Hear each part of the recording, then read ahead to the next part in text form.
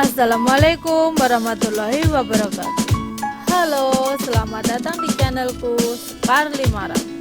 Kali ini aku akan membawakan kisah yang berjudul Brerong Bukan Song Brerong, bagian yang kedua atau yang terakhir.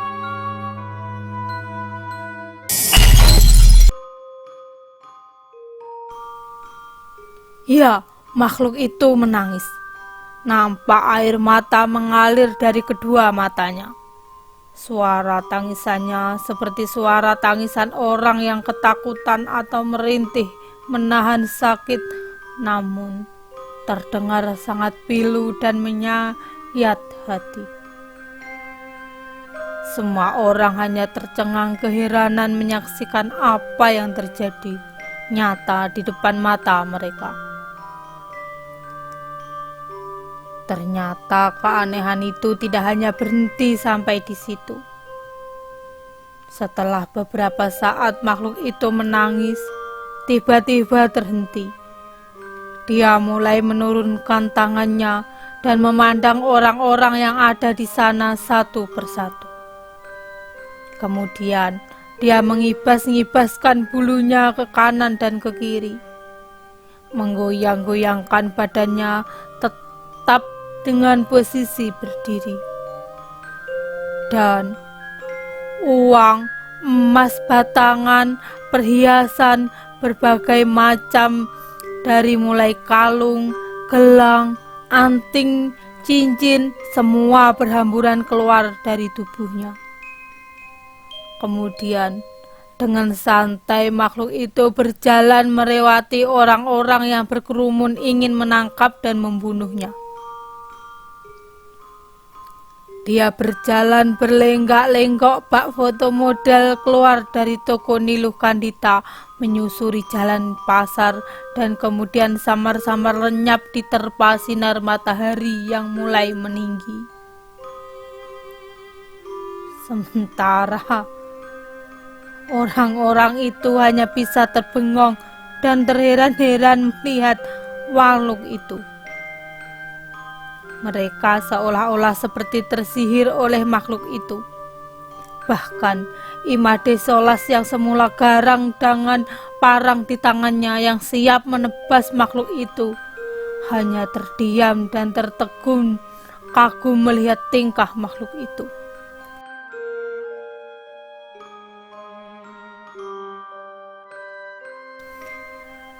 Setelah makhluk itu pergi, kesadaran mereka mulai berangsur-angsur pulih.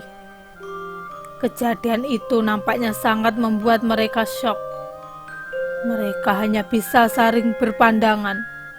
Seseorang memberanikan mendekati barang-barang yang keluar dari tubuh makhluk itu dan memeriksanya. Dia mencoba mengambil sebatang emas, kemudian menggosok-gosokkan ke bajunya. Dia nampak terkejut, namun tak sepatah kata pun keluar dari mulutnya. Kemudian dia menggigit emas itu dan memperhatikan sesaat.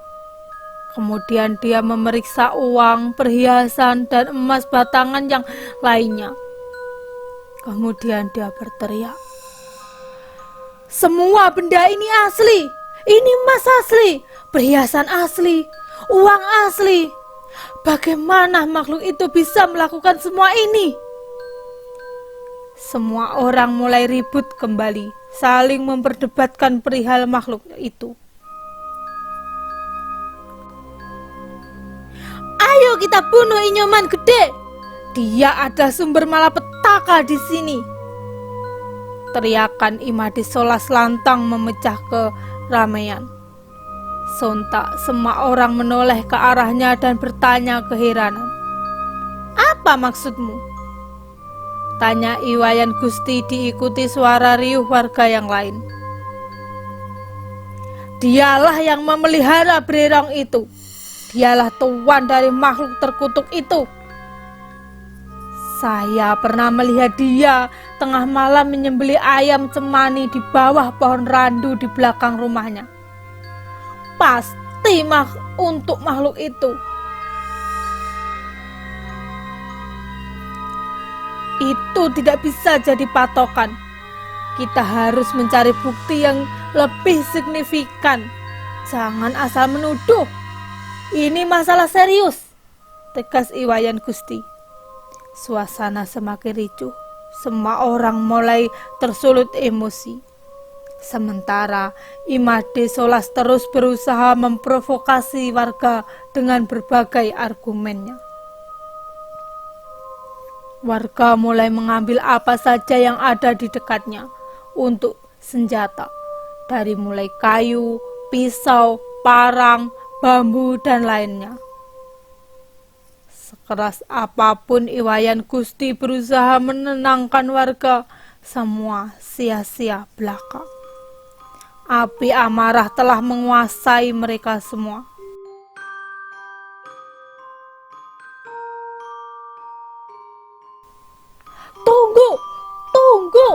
Tunggu dulu. Tenang semuanya. Kita tidak boleh terbawa emosi. Kita harus tetap tenang. Sekalipun dia pelakunya, kita tidak boleh main hakim sendiri. Tenang semuanya, tenang. Namun, tak ada satu warga pun yang mendengarkannya. Mereka semua berbondong-bondong menyerbu rumah Nyoman Gede yang pada saat itu memang tidak sedang berjualan di pasar. Keluar kau, keluar! Di mana kau sembunyikan makhluk terkutuk itu? Serahkan pada kami. Biarkan kami membakar makhluk itu. Teriakan seorang warga sangat lantang sambil terus menggedor rumah Nyoman Gede. Disambut dengan teriakan dari warga yang lain menyuruh untuk keluar. Semua warga sudah mengepung rumah itu. Pelan-pelan terdengar suara pintu dibuka dari dalam. Dan Nyoman Gede pun keluar diikuti istrinya, yang nampak kebingungan melihat semua warga berkumpul di sana, lengkap dengan benda-benda di tangannya. Ada apa ini? Tanya Nyoman Gede. Tanpa ada jawaban yang pasti, seseorang menariknya keluar dari rumah itu, dan beberapa warga lainnya meringsek masuk ke dalam rumah mencari makhluk itu. Semua sia-sia, karena mereka tidak menemukan apapun. Tidak ada yang mencurigakan dan semua biasa-biasa saja, seperti rumah pada umumnya. Nyoman Gede terus bertanya apa yang terjadi dan warga pun terus memaksanya untuk mengakui bahwa dialah tuan dari bererong yang mereka temui di toko Niluh Kandita. Sementara Niluh Kastri hanya mampu menangis ketakutan dan memohon ampun tanpa dia tahu apa yang sebenarnya terjadi. Beberapa warga memegangi Niluh Kastri dan menjauhkan dari orang-orang yang sedang mengerumuni suaminya. Bogem mentah mulai mendarat di pipi Nyoman Gede, diikuti dengan pukulan di perutnya, dan pukulan-pukulan lainnya mulai mendarat bertubi-tubi tanpa terkontrol. Sabetan senjata tajam pun mulai melenggang. Hajar dia, bunuh dia, bakar saja manusia ini. Suara-suara teriakan itu melengkapi kebrutalan mereka saat itu. Entah apa yang merasuki mereka sehingga seperti orang yang kesetanan. Meskipun dihajar habis-habisan dan disuruh mengaku, namun dia tetap teguh pada pendiriannya. Ampun, ampun, aku tidak tahu apa-apa. Makhluk apa yang kalian bicarakan? Aku tidak paham. Ampun, ampun, sakit, lepaskan aku, sakit. Teriakan Iwayan Gede semakin tersengal-sengal menahan sakit. Semakin berteriak, semakin garang pula orang-orang itu menghajar Iwayan Gede, membabi buta. Sementara Niluh Kastri terus menangis dan meronta.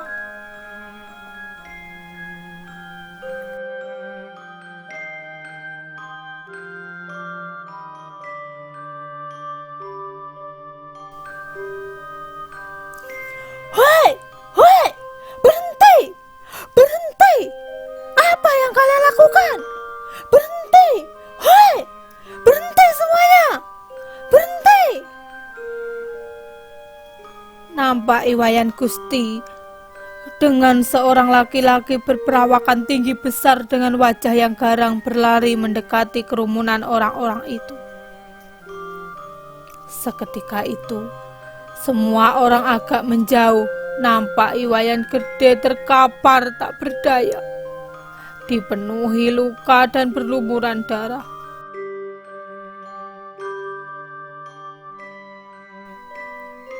Niluh Kastri yang berlinang air mata segera berlari dan memeluk suaminya. Kalian semua sangat keterlaluan. Apa yang kalian lakukan ini sudah melanggar aturan. Saya tidak akan tinggal diam, kata orang yang bersama dengan Iwayan Gusti, yang ternyata tak lain dan tak bukan adalah Pak Lurah. Iwayan Gusti dan Pak Lurah segera membawa Iwayan Gede ke rumah sakit terdekat bersama Niluh Kastri. Sementara orang-orang itu membubarkan diri satu persatu.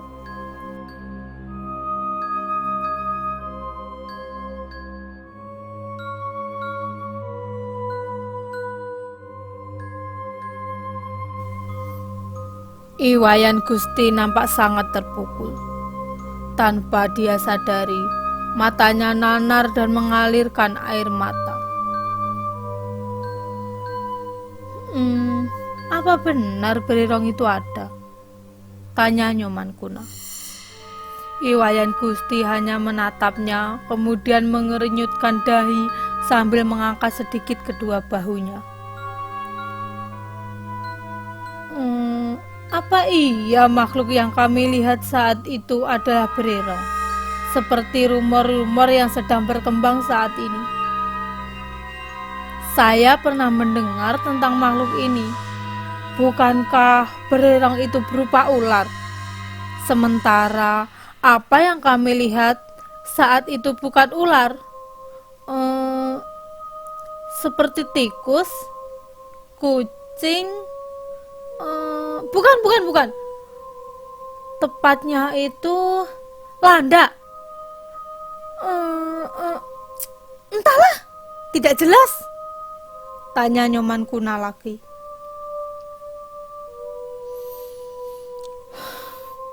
Entahlah, saya juga tidak tahu. Memang wujudnya bermacam-macam, tergantung pada siapa tuannya bekerja sama. Ada yang berbentuk ular, tikus, kucing, dan lainnya. Biasanya dia akan nampak tidak lazim seperti binatang pada umumnya. Dan konon ceritanya, untuk bisa meloloskan diri, dia akan melepaskan semua barang yang telah dia curi dari tubuhnya saat dia merasa terdesak. Tepat seperti apa yang kita lihat saat itu. Namun, siapa tuannya, siapa yang memelihara makhluk itu sangat sulit untuk dibuktikan. Jelas Iwayan Gusti. Suasana hening sejenak. Nampak Iwayan Gusti masih tertegun mengingat saat ia menemani Iwayan Gede di rumah sakit dan menjadi saksi saat dia menghembuskan nafas terakhir. Masih terngiang-ngiang dengan jelas saat ia bagaimana Iwayan Gede mengatakan bahwa dia memaafkan semua orang yang telah memperlakukannya dengan kasar dan tidak berperi kemanusiaan tanpa mereka punya kesempatan untuk meminta maaf. Dan bahkan saat ajal akan menjemput, dia pun tetap bersikukuh mengatakan bahwa Dia tidak tahu menahu tentang makhluk itu. Dan dia bukan pemilik atau tuan dari makhluk itu. Iwayan Gede adalah seorang warga yang baik, ramah, dan rajin beribadah. Meskipun hidup dalam keadaan yang pas-pasan, namun rasa-rasanya memang sangat tidak mungkin jika dialah pelakunya. Sangat sulit mencari bukti kebenaran atas apa yang telah dituduhkan kepadanya. Apalagi setelah Iwayan Gede meninggal, ternyata masih banyak warga yang kehilangan uang dan perhiasannya, meski jumlahnya tidak sebesar sebelumnya, dan juga tidak sesering yang sudah-sudah. Jika benar bukan Iwayan Gede pemilik dari makhluk itu, berarti ada orang lain yang merupakan tuan dari makhluk itu. Atau mungkinkah makhluk itu tidak bertuan? Namun, jika tak bertuan, lalu kenapa harus ada korban? Entahlah, yang jelas, siapapun yang berbuat, maka dialah yang harus bertanggung jawab atas perbuatannya, termasuk apa yang telah mereka lakukan pada Iwayan Gede. Karena negara kita adalah negara hukum, ada aturan dan hukum yang harus ditegakkan.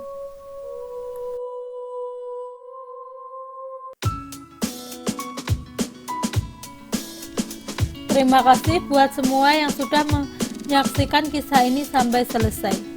Di videoku berikutnya, aku akan membawakan kisah yang berjudul Jurang Sekar.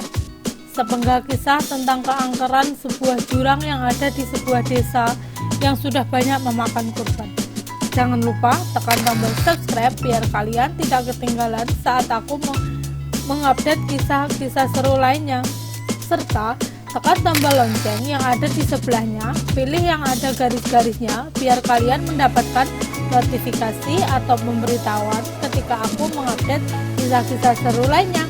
Jangan lupa juga tekan tombol like dan berikan komentar kalian di kolom komentar. Dan jika kalian berkenaan mengeser kisah ini, silahkan share di media sosial kalian. Terima kasih semuanya. Wassalamualaikum warahmatullahi wabarakatuh. Sampai jumpa di kisah-kisah seru berikutnya. Bye bye. Dadah.